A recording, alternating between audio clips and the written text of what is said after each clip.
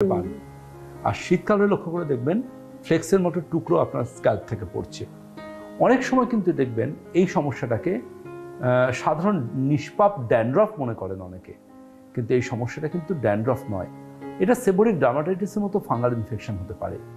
তার জন্য ভীষণ প্রয়োজন, শুধু যে বাড়িতে ফাঙ্গাল ইনফেকশন বা সোকল ড্যান্ড্রফ আছে শুধু তিনি নন, তার পরিবারের প্রত্যেকে পরম্পরা আয়ুর্বেদের নো ড্যান্ড্রফ শ্যাম্পু প্রত্যেকটা দিন ব্যবহার করুন, এভরিডে, প্রত্যেক দিন। এতে কি হবে, এই ডার্মাটাইটিস যেহেতু ছোঁয়াচে অসুখ, এই খুশকি বা ডার্মাটাইটিস কিন্তু পৌঁছে যাবে একজনের স্ক্যাল্প থেকে আরেকজনের স্ক্যাল্পে। তার জন্য গোটা পরিবারের প্রত্যেকে যদি পরম্পরা আয়ুর্বেদের নো ড্যান্ড্রফ শ্যাম্পু ইউজ করেন, প্রত্যেকের স্ক্যাল্প থাকবে খুশকি মুক্ত বা ফাঙ্গাল ইনফেকশন মুক্ত, এবং আপনার হেয়ারও কিন্তু আবার আগের মতো গ্রোথ পাবে। এর পাশাপাশি সুবর্ণকান্তি অয়েল, যে আমাদের খুব গুরুত্বপূর্ণ একটা বডি অয়েল, সেটাও কিন্তু মাথার চামড়া বা স্ক্যাল্পেরও একটা খুব ভালো থেরাপিউটিক অয়েল। ওটা কিন্তু ব্যবহার করতে হবে রাত্রে শোয়ার সময়, আর কনসিকিউটিভ ডে মর্নিংয়ে অবশ্যই নো ড্যান্ড্রফ শ্যাম্পু দিয়ে শ্যাম্পু করতে হবে।